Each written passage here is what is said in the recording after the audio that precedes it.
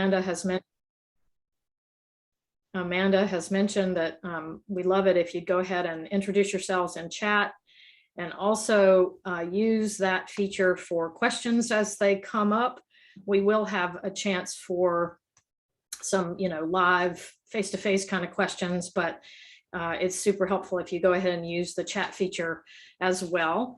My name is Elizabeth Beggins. I'm the Maryland Agriculture Outreach Specialist for the Million Acre Challenge. We are, the Million Acre Challenge is a collaborative project with 6 founding organizational partners and an aspirational goal of 1 million acres of Maryland agricultural land in regenerative practices by 2030. Also from the Million Acre Challenge with us today is Amanda Cather, our project director, and Lisa Garfield, who manages the Future Harvest for the Million Acre Challenge for Future Harvest and for the rest of the project, and also heads up our soil health benchmark study. Next slide, please. Some of our work is captured on this slide, and I'm not going to go into great detail because that's not really why you're here today. You can always find this and more on our website, millionacrechallenge.org. But I do want to just highlight our soil health benchmark study, which I just referred to. Other networking opportunities that we offer, like this monthly lunch and learn, which is the second Wednesday of every month, different topics, different farmers, and our soil health hubs, which meet the first Thursday of every month by production system. So the first Thursday of the month is grain, followed by specialty crops, which is tomorrow, and pastured livestock, which is the third Thursday of the month. And those are 1-hour meetings from 7:30 to 8:30 in the morning. Really, what I want you to glean from this slide is just the fact that we are a farmer-focused initiative, and we really see farmers as the experts, recognizing that all of you who are farming are already working to steward the land, and we just really want to help you do that and figure out how to take additional steps. We do have a poll. If Amanda, you'll switch to the next slide. Just to give us a sense of who's in the room. I know some of this you answered when you registered for today's event, but it just gives us a snapshot of who's with us today. And it does ask an additional question for farmers, which is to help us understand where your interests are, what kinds of things you're interested in learning more about. So we have a list of potential practices, and we're suggesting that you give us your top 3, and we'll spend a minute or two waiting for those responses to come in. While you guys are doing that, I'll go ahead and just give a thank you to Amanda, Paul, and Sam White, who I'm going to more formally introduce in just a minute. But we're so grateful to them for taking a chunk of time out of their lives and their busy farming days to be here. Elizabeth, I think you have to start the poll. I'm not able to. All right, let's see. You? Yep, indeed you are right. I'm just busy talking. All right, hopefully people see it now.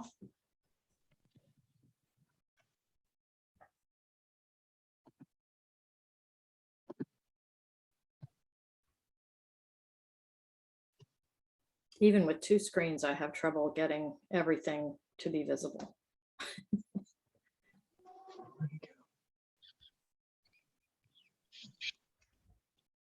If you're not seeing the poll, please let us know. You can also respond in chat if for some reason the poll is not accessible to you.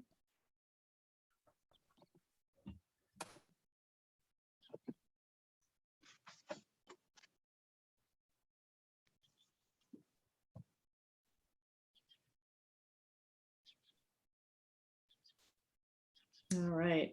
We'll spend just another minute or two, but I'm going to go ahead and start making some predictions. I sound like a pollster. Looks like we've got about half the folks here are farmers.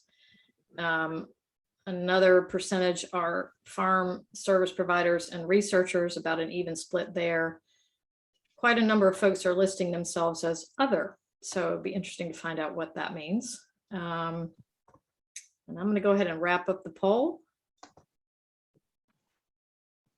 And in terms of what you're interested in, wow, this is cool because there's almost an even split among all the options. The top vote looks like it goes to learning more about weed management, followed by silvopasture and seeding annuals into pasture.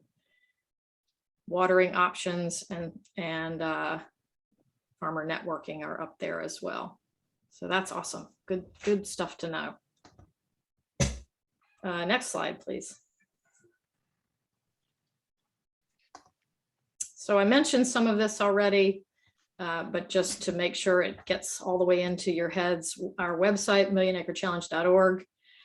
When you're there, you'll have an opportunity to find lots of different resources, and you'll see links if you're a farmer to enroll in the challenge. And we are really encouraging that as a way for us to gauge what's happening across the state of Maryland and to make sure that we can provide resources as needed. We'd also love it if you'd follow us on social media. There's our handles there: Twitter, Instagram, Facebook, LinkedIn. It's one of the best ways we have to kind of keep really relevant information in front of folks. And we like the likes. All right, I think next slide. This is a little more of a PSA than anything. I want you guys to know that Amanda and Paul and Leaning Pine Farm was featured on Maryland Farm and Harvest in 2018. And the episode there is listed. It was the premiere episode for 2018. So when you go to the MPT, Maryland Public Television website, you can look for that episode. And I'm going to put the link in chat.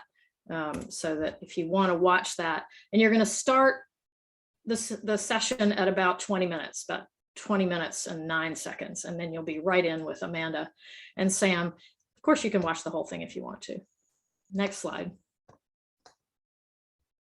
To the heart of why we're here, introducing more officially Amanda, Paul, and Sam White, owners and operators of Leaning Pine Farm in Mount Savage, Maryland. This slide gives you a snapshot of kind of some of the things that they've been involved in or that are important to this farm's story. The farm was established in 1939 by Amanda's family and has prioritized soil health for a very long time. Sam and Amanda continue to refine and enhance their soils today, recognizing that even though these practices are more time intensive and energy intensive, they can also be more cost effective and generate more profit per acre than other ways of farming. They specialize in raising beef through sustainable soil health conscious practices. And in addition to 100% grass-fed beef, they also harvest honey and raise raspberries. Amanda is the president of the operation and manages the business and sales side of things. She is a third-generation committee member for the Allegheny County Soil Conservation District. She serves with the Maryland Agriculture Land Preservation Foundation, and in both cases, she's the only woman on those teams, which I think is worth noting. She works full-time from home for Service Coordination Incorporated, which is a supports adults with developmental disabilities. And she describes herself as a realist. The word she used was fun sucker. Sam is the herd manager for the farm, and he's in charge of the hay operation. In addition to being the key researcher for the family, he currently serves on the Fair Farms Advisory Council. He works full-time also from home, and I also will note both of their work from home situations started pre-pandemic for IBM, and he describes himself as an idealist. Dreamer. We are so delighted that you're here today. I'll go one more slide and then I'm going to be handing the talking stick off to the two of you, more or less. These are some of the questions we're going to go over today. Just sort of the history of the soil health mindset that has been present for this farm and the folks who have stewarded it. What 100% grass-fed looks like across the seasons, kind of the life-work balance that we that we know is a challenge. Yeah, Amanda, Sam, thank you so much. And I'm going to start you off by asking you to just kind of fill us in a little bit on the farm's heritage, things I haven't already mentioned. Amanda, I know it came up through your family, so you may want to start. Yes, my grandfather, late grandfather Wilbur Pauls, bought the farm, like you said, in 1939, and he started really looking into the soil conservation, soil health stewardship idea whenever the Soil Conservation Service started in Allegheny County. So he really started doing those management ideals in the early 50s. Through that, we did a lot of changes and started doing contour farming, rotational crops. When we did do crops, at that time it was a dairy farm. We were a dairy until 2003. And we also put in diversion terraces, the roads that we had. Our landscape, as you can see with the picture that's up on the slide, we are a hilly farm, so we really were putting into the roads that were accessing our fields. We would put different types of breakers so we wouldn't have washouts. The pond that's in this slide was developed from using drain terraces into that pond to limit erosion and also damage to our pastures and our fields that we were putting in crops at the time. So basically throughout the whole process of being farmers in my family, we've really put in a lot of conservation into our soil and into our farm to try to do the best practices, not only for the soil health, but also for the health of our animals that we've been raising over the years. So. Sam, would you like to add anything based on these next two pictures? Well, I'll let Amanda talk about the soil diversion terrace if we need to add anything. The manure storage facility on the left-hand side is one of two. Our old barn burnt down in 2009. We had a bank barn that we use as a dairy for the dairy cows during the winter, and then we switched it to putting beef cows in it during the winter. And then when it burnt down, we worked with NRCS to put in a new barn that included a manure storage facility. This one has 120 tons. Approximately, yeah. And this one, it only gets stacked hay or stacked manure. We just scrape it off once a week during the winter. And we'll go talk furthermore later why we even have cows near a barn during the winter, and that's not considered the proper method.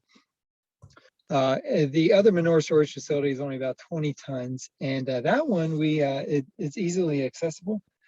So we put our own food scraps in it. We put in coffee grounds from the local coffee roaster. We pick them up. He asks us to come and get them, and then we stir it with a skid steer about every 2 weeks, sometimes sooner if I have time. And I've made some really nice black compost with it that we spread on our fields. And its nutrient analysis is around 20. Oh no, it was like 30, 20, 30, something like that. It was actually almost too much phosphorus in it. I know we need to do some more research how to limit phosphorus in compost. Amanda, can you briefly tell us a little more about the soil diversion terrace? Like I mentioned before, our farm is located on a fairly hilly. There's not very many plateaus. So we started to put the diversion terraces on our fields to limit the erosion and the soil loss. And we've put those in the mid 50s, and we've been using them ever since. A lot of people have gotten away from this practice, but we found that they're in use now today. We keep them clear, we mow them down so they're not growing up in trees. A lot of times we'll have fence lines to protect them from the cattle.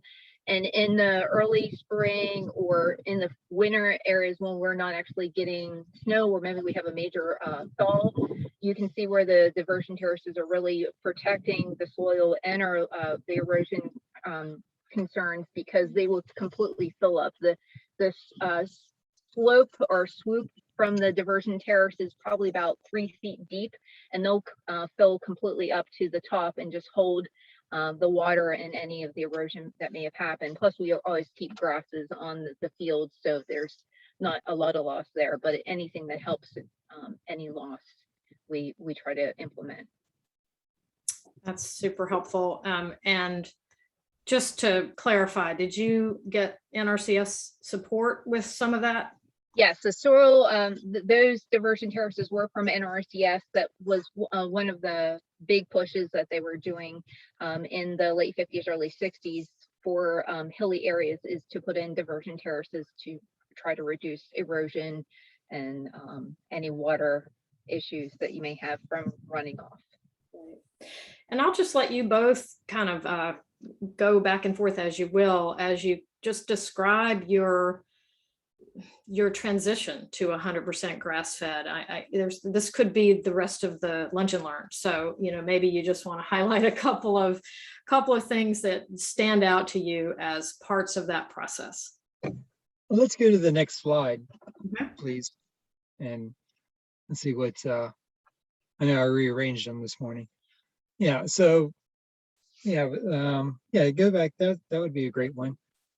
So we know that soil health equals pasture health equals farm productivity. We try to do in the spring, we do, the cows go back on pasture in April, late April. This is the earliest we've done it. This picture here on the right was taken middle of April when they first went out to pasture.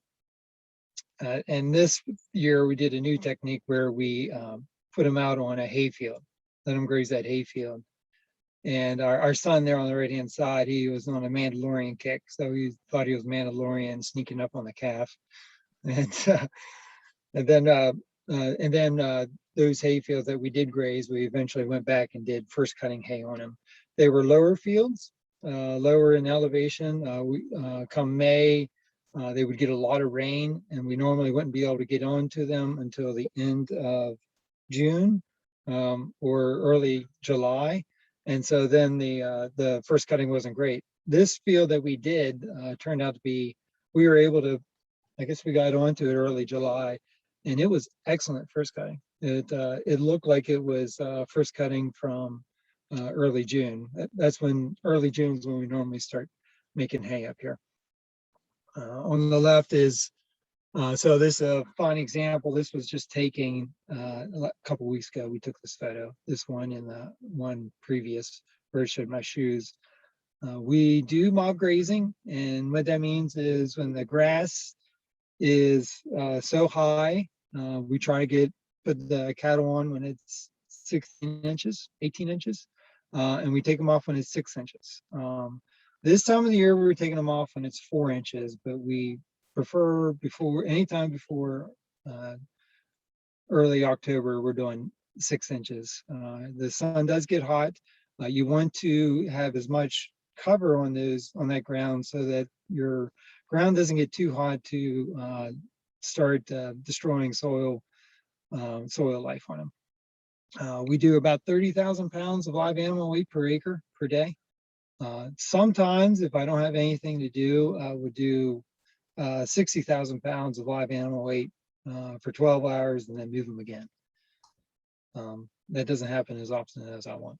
Yeah, and even before we went into complete grass-fed beef production, when we were a dairy farm, we were still doing a lot of grass-fed rotational grazing for the dairy cattle also. So this wasn't something completely new to us because we were trying to benefit from the lands that we did have. But once we went to beef, we pretty much went all grass fed. Like the first year we had some leftover brown corn from crops that we had that we did feed, but from 2004 on, we've been grass fed, hay fed beef production from start to finish. And then as we went into the beef, we started breaking down our pastures into paddocks, so we could easily do these grass mob grazings and also manage the different paddocks a little bit better with the cows and calves, like Sam said, to get more of the essentially natural fertilize back into the soil and manage it a little bit better, so they're not just picking and getting their favorite pieces and moving on within the soil itself, or rather the grass. Also, this time of the year, we have a lot of fescue in our pastures that the cows can really eat down a little bit further than that 6 inches. And a lot of times cattle won't even really touch fescue until it frosts. And then that's when the nutrients really comes out of the fescue anyway. So that's another reason why we sort of changed the level of how far we allow them to graze down. And you can see in the background of both of these pictures, we also have a nice forest buffer on most of our pastures to make sure that there's shade and help out with our soil health also. So we try to do a combination of practices throughout. The species diversity slide might have been the next one. That's my number one factor that I'm looking at now. Since I saw, I was at a Maryland Grazing conference where Jim Garish talked, and he mentioned biomass production is the equilibrium for it is when you get to 16 species per square, I think it was meter. And so 16 species is my ultimate goal in our pasture. This is a hay field. Obviously, I don't want to have 16 species of different species in the hay field, but I'm not going to stop it either. If I find that the production of the grass has benefited from it. And in this case right here, this hay was this strands at the top are towering above me, and I'm 6 foot. So I think they were like 6.5 feet. And it's not going to, that grass is, that hay's older now, but at this point anyway, because those in a bottom level, I wouldn't say bottom, but a lower ground where it's a little too wet. But that's still that production there, the amount of biomass I'm producing is incredible. Sam, And the multi-species, we also, all the hay fields that we have, we then, like Sam said, we started the practice of some of the fields we will graze at the beginning of the year, or once we do have all the hay made, we try to do at least the first and second cut. Then in the fall, we transform all of our hay fields into additional pasture to extend our pasture life, since it is a lot colder in Western Maryland and the grass usually grows slower, but this year it was an oddity of not having a frost until the last week of October. I don't think we've mentioned yet, or I didn't hear or give you the opportunity to say what the total acreage is and how does stocking density sort of factor into that? So stocking density, so the ultimate goal is to have a cow patty in every square foot of your pasture within a certain amount of time frame. For us, we're aiming for one every 2 years. If I do that, and at around 30,000 pounds a square foot, or 30,000 pounds of live animal weight per acre, that's what I can do that. Now, there's a lot of people out there like Gabe Brown and such, they're calling for 1 million pounds of acre, 1 million pounds of live animal weight per acre. And I can't do that, not with having the day job. I would like to quit that day job, but wouldn't we all? So, and then stocking density, very important. Stocking density has a second factor in the equation that's not discussed enough, and that's carrying capacity. So the goal is, what you should do is when you follow your rain, measure all your rainfall totals throughout the year. And so say in July, if you have 20% less rainfall, which we did, we got rid of 20% of our cows this year. That was a big risk for us, or a big step. We've never done that before. So we did that, and that has allowed the carrying capacity limit to vastly increase for the rest of the year. And we did it specifically whenever that decrease in rain occurred, because traditionally we'd always, typically, like most farmers do, you wait until it's the fall, supposedly when prices go up, but we took the risk and did it beforehand just to save some of the pastures. And then we also called out the animals that were older and that, you know, may not have been calving as well, or they were just not keeping on the body weight that they should, for good expectations for our beef I'll animals. mention that animal on the right. The animal on the right, we have also been trying to cross over our beef stock. Most of our beef stock are Angus or Angus mixed, and the Angus that we're crossing over to is a more of a heritage breed, which is lower to the ground, not as long and stocky as a lot of the Angus that are raised out west. And the reason for this is they are better efficient grass eaters. They will, you can tell in our stock of the animals that have this heritage breed in versus the ones that do not, because they will line up like buffalo and into a straight line and sort of go across the pasture efficiently, where the ones that do not have that breed in automatically just want to go to the watering troughs at the end and just keep going back and forth and wasting their own energy and stomping down good pastures, where the heritage breed, they just have the genetics that they're more efficient in eating and also keeping on the weight of the nutrients that they're taking in. Just to do a little time check, we have about 5 minutes and a few more slides. So let's see if we can get through these. I think we're going to slide 15. If we're not, Let's yeah, do we're the one with the tractor. That's the biggest deal for us if we the make next it. one. This Yeah. one. So we had the local university, Frostburg State, here doing a senior research project for a senior, and one of the fields he tested had a 15% organic soil organic matter, which I thought, well, that's pretty high. And then I looked into it and I was like, oh, that is really high. And then this hay field here, this is the one we started grazing this spring. I did the soil test on it this spring, and I had 20% soil organic matter, which is phenomenal. I don't know if there's any fields with 20%, any pasture or hay with 20% soil organic matter on the East Coast. Could be. I'd be curious to know.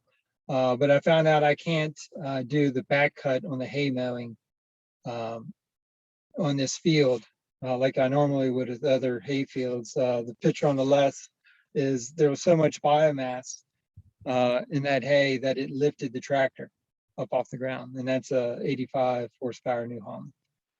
So that's I feel like somehow you're in a little ecosystem there that's gone back in time, you know, like yeah.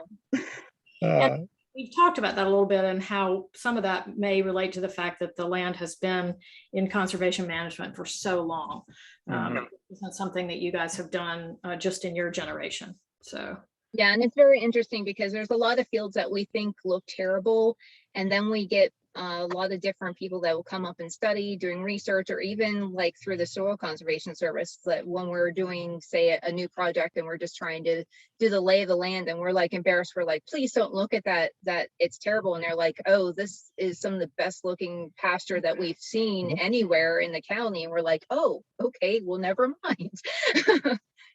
and also, I didn't mention before, Leaning Pine Farm is in the PASA Soil Health Benchmark Study. So this is a long-term study spearheaded by Pennsylvania Association for Sustainable Ag, the Million Acre Challenge through Future Harvest has brought into Maryland.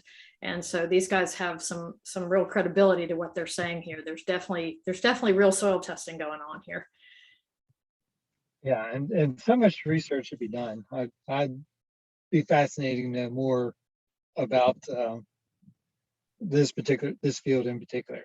The benchmark study, we're doing 3 other fields and that are obviously are not 20% soil organic matter, but my ultimate goal is 20% soil organic matter. I thought 10% was the ultimate, that's all you could get to, but now I know. On the right is Amanda's baling the hay, and this is the field is a little crooked, it's unlevel, and that's my own frustrations with our discipline. I'm trying to mow at 6 inches for hay and not 4 inches, or even crew cut it like so many people do. At a minimum, it's 4 inches, but if I'm going to be grazing it, I want to do 6 inches. But I haven't quite figured out how to adjust my discipline without doing some serious modifications to get that 6 inches of height.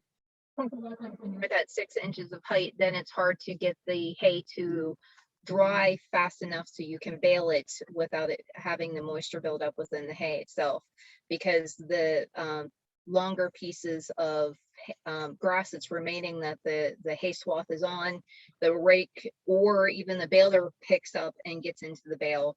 So it's, you know, it's a measuring game of us trying to get that happy medium so we can get a good quality hay, not damage the grasses that are there, and, you know, the Goldilocks of haymaking. So I'm sensitive to our time and to letting folks who need to hop off right at 12:30 be able to do that. So I'm just going to bring up this last slide, remind you one more time to consider joining the challenge if you're farming in Maryland. And my email address is there. If you have reason to circle back to me, feel free. This recording will be on YouTube, Million Acre Challenge channel on YouTube, as soon as we can get it posted. We're super appreciative of you being here and your interest in soil health. Yeah, please stay in touch. Now, the good news is we get to have Amanda and Sam for another few minutes because we worked this out ahead of time. If folks can spend another 15 minutes with us, we have time for them to continue educating us and answering questions. I did see Amanda Cathers, how are we managing fertility on the pasture and hay fields? So we're spreading the manure that we're composting or stacking according to nutrient management plan recommendations and guidelines with our manure spreader. I'm trying to get to the point where we are doing less hay and more grazing. And as long as I'm doing as long as we're stocking at that 30,000 pounds of live animal weight, I am and getting a paddy every every square yard or every square foot in 2 years. I don't have to worry about any type of fertility, adding anything. Now we do have at a minimum, bare minimum for productive pasture is 2 types of grasses and 2 types of clovers. So I do a Ladina white and we do a medium red clover. It's hard to find medium red sometimes. They want to sell you mammoth red or crimson, but medium red is more perennial. So it has more longevity. So that's what I prefer for us to use. What supplier do you use? Usually King's Agri-Seeds. There's a distributor, maybe, I don't know, 30 minutes from here. It's only 5 minutes here by the crow flies, but it's 30 minutes to get there over the mountains. So that's our main, we have used Southern States in the past. But for quality and price, you can't beat King's Agri-Seeds. What have we not done justice to, and what other questions? Lisa's got one here. Have you gotten any grants through NRCS to help with infrastructure or pasture improvements? Infrastructure, whenever we had our barn fire, we did a lot of infrastructure grants through building our new barn. We built the barn not only to add on the manure storage area that we mentioned earlier, but we also have set up our barn where there's a high utilization area with waters, and then we have a sacrifice barnyard pasture that the cows can go in and out of the barn throughout the winter. So they actually have a nice wind block, so they're not out and about. Also infrastructure, different watering troughs, and also maintenance to watering troughs we've put through NRCS. We're actually looking into a grant right now that we're hoping to get approved with, because a lot of our pastures that we have, the cows have a long ways to walk to a water source, or we have to do an end almost alleyway to a water source for our different paddocks, and we're trying to put in piping water from those springs that feed those watering troughs up to a moving cistern type of system that's going to be along our wood lines. So they're going to have the shade, which the cattle like, especially in the summertime, and then just use the water sources that we have. And then it will also be more efficient for them grazing the pastures, rather than having to go all the way through another pasture or down along to get to a water source. So those are just some examples of NRCS funding that we've had just recently. Yeah, if a cow has to walk more than a quarter mile, I think I can't remember the percentage, but it's the majority of the percentage of its manure and urine are deposited within like 100 yards of the water source, give or take, something like that. And plus, if it's the further away they are from the water source, then they start losing weight, body mass gain, and so there's a lot of factors in it to moving the water systems. So just from walking back and forth, or walking. Yeah. I see the next question from Amanda Cather. We're aiming for 300 days of grazing. When we took over the farm, we were doing either November or December, and relying on more storing that hay. Plus, it gave our uncle who ran the farm, her late uncle, some winter rest. And now we're aiming for so 300 days. Last year we made it until middle of January, and we always have 6 weeks of no rain because we're in a rain shadow of the Allegheny front. And that's but last year it was 3 months of no rain. So I was really impressed, and we did do bale grazing then on the pastures that were that are subpar right now in performance. And the reason why we aren't doing 300 days also is because a lot of our pastures are in lower lying areas, like Sam mentioned before. And if the cattle were on those pastures in the winter, when we're having all that freeze thaw, or if we have any significant snow, the pastures would be so pockmarked from the cattle sinking down in up to their knees or further. It would damage the pasture, the soil, and also really have some concerns with the animal health, because the first probably 6, 7 to 12 inches of our soil is actually good loam type of soil, but under that it's basically a layer of clay, which is hard for draining. And so just to save our pastures, animal health, and soil health, we don't think we'd ever really go to a year-round full grazing system. We haven't talked a whole lot about the economics. We mentioned early on that you find this to be a more economical way to farm. Do you want to elaborate on that a little bit?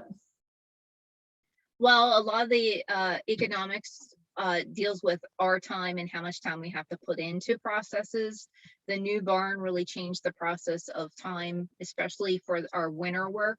With the old bank barn, when we were doing the process feeding, because we were still doing haylage, silage feeding, and along with the hay, it would take us anywhere from 4 to 6 hours a day to do that process, where now we have it down to 4 to 6 hours a week in the wintertime to scrape the barn, feed the hay, rotate anything around, things like that.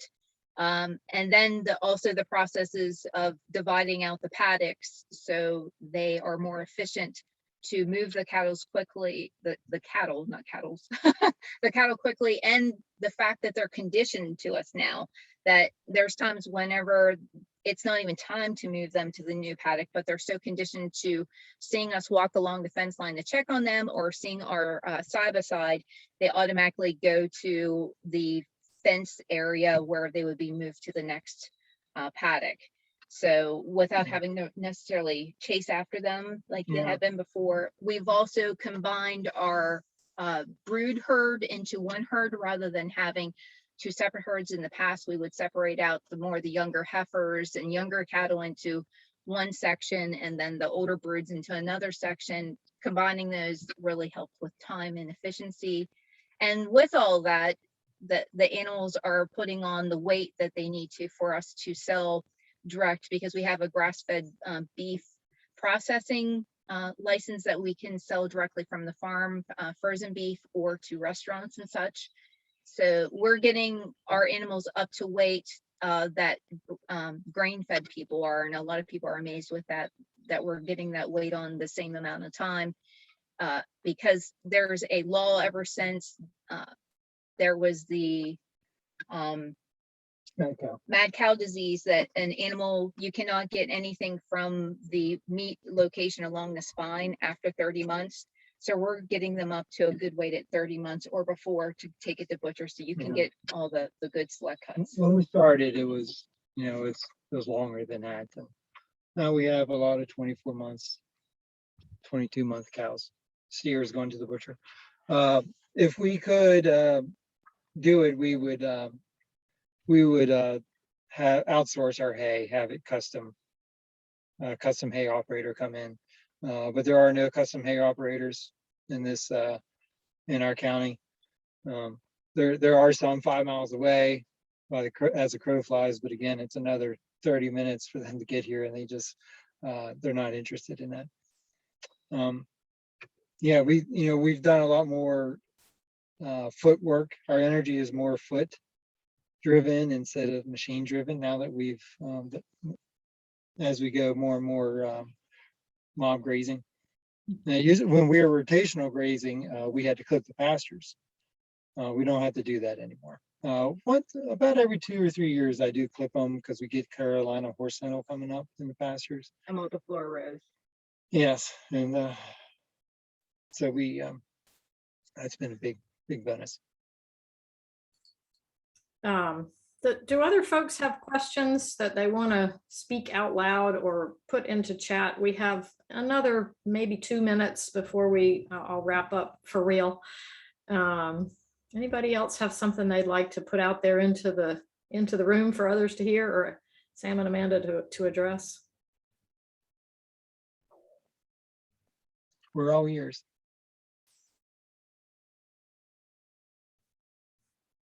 We'd like to say we would like to stockpiles. We would like to stack some more enterprises on the farm if we had time, but we don't have time. But do more eggs or more berries. Any type of value-added product would be great to do.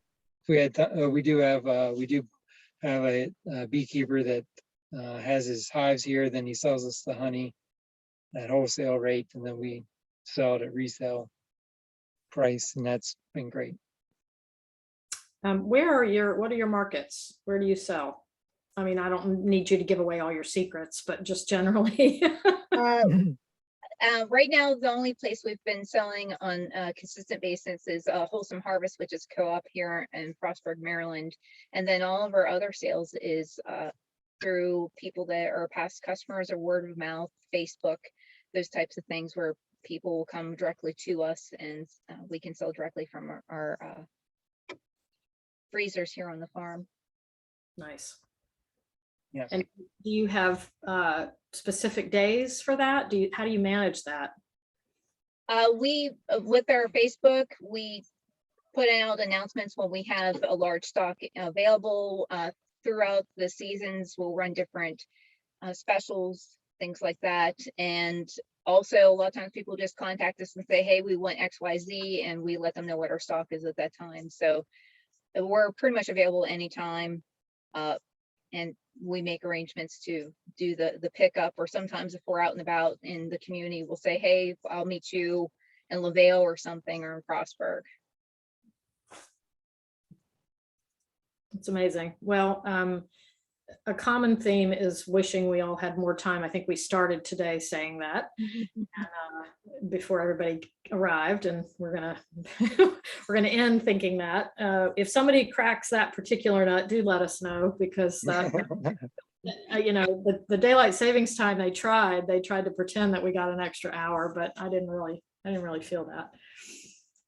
Well, we are really grateful for your expertise, Amanda and Sam, and for your willingness to share it, for your participation in the Million Acre Challenge and the benchmark study, and yeah, just your dedication to the work that you do. So thank you so much for sharing that and being with us today.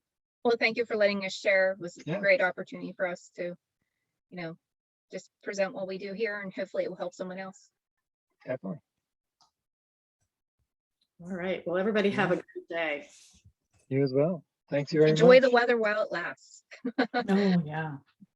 I'm going out. I'm going out at 4. There you go. All right.